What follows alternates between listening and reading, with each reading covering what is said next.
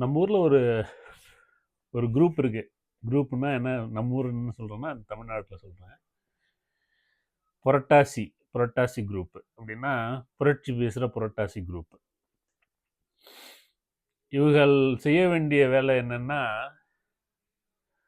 சொல்லுவாங்கள்ல, செய்கிற வேலையை விட்டுட்டு சனையாட்டுக்கு ஏதோ பிடுங்குற கதை சொல்லுவாங்க பார்த்தீங்களா, ஒரு வழக்கு சொல்லுவாங்க. அது மாதிரி தொழிலாளர் நலன் பற்றி பேச வேண்டிய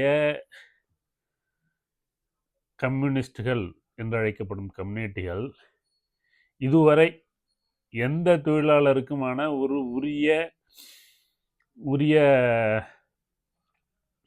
உரிமையை பெற்றுக் கொடுத்திருக்கிறார்களா அப்படின்னு கேட்டிங்கன்னா எதுவுமே கிடையாது.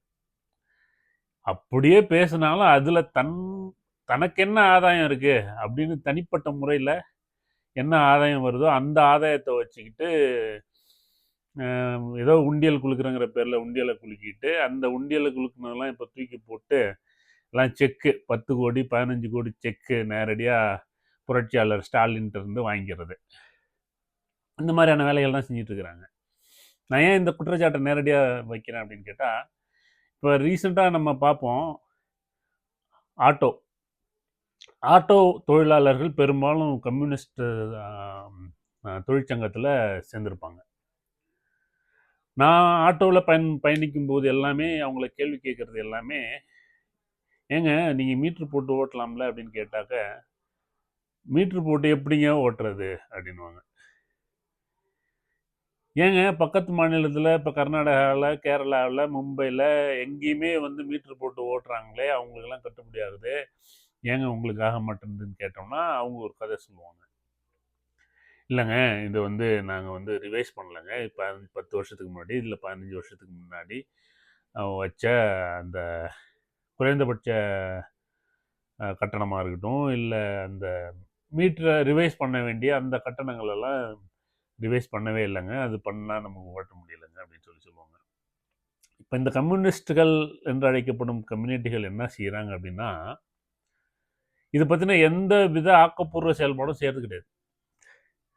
சரி, இப்போது இது வந்து இப்போ இன்றைக்கி பாதிக்கப்படுறாங்க, ஓலாவால் ஊபரால் பாதிக்கப்படுறாங்க, ஓலாவால் பாதிக்கப்படுறாங்க. இந்த மாதிரியான பாதிப்புகளை ஒரு தொலைநோக்கு பார்வையோட அணுகி அவர்களுக்கான நிரந்தர தீர்வு என்னன்னு கேட்டால், யாராக இருந்தாலும் மீட்ரு போட்டு ஓட்டி மீட்ரு காசு வாங்கினா எந்த கஸ்டமராக இருந்தாலும் ஏறி போவாங்க வண்டியில்.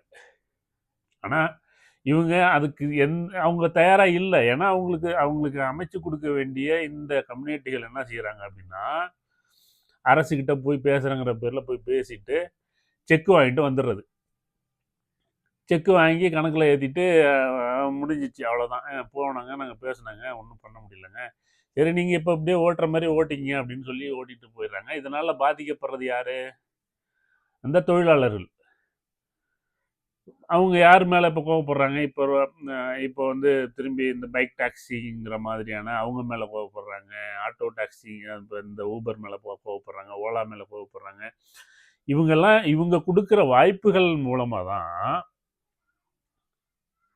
இவங்க கொடுக்குற வாய்ப்புகள் மூலமாக தான் இந்த ஓலா, ஊபரு, ரேப்பிடோ இது மாதிரியான கார்ப்பரேட் நிறுவனங்கள் வந்து உள்ளே புகுந்து அவங்களால வெற்றிகரமாக இதே தொழிலை அந்த மீட்டரை பயன்படுத்தி மீட்டரை எஸ்கலேட் பண்ணி நிறைய விஷயங்கள் அதுக்குள்ளே நடக்குது. அதுக்குள்ளே நிறைய பாதிக்கப்படுற அந்த ஓலா ஊபரில் பாதிக்கப்படுற தொழிலாளர்களும் இருக்கிறாங்க.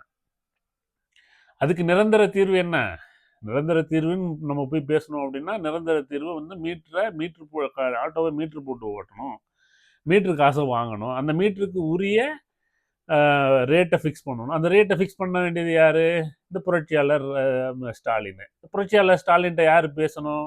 நம்ம கம்யூனிட்டி பாலகிருஷ்ணனாக இருக்கட்டும், முத்தரசனாக இருக்கட்டும், யாராக இருக்கட்டும், அவங்க தான் போய் பேசணும். அவங்க போய் பேசுவாங்களா? எப்படி பேசுவாங்க? ஏற்கனவே தான் செக் வாங்கிட்டு வந்துட்டாங்க. செக்கு வாங்கிட்டு வந்த ஒரு பாடு இதுக்கு மேலே அவங்கள்ட்ட போய் புரட்சியாளர் ஸ்டாலின் என்ன செய்வார்? பாட்டு பாடுவார். பாட்டை கேட்டுட்டு வந்துட வேண்டிதான். இதுதான் இப்போ இந்த புரட்சியாளர்களோட இன்றைய நிலைமை.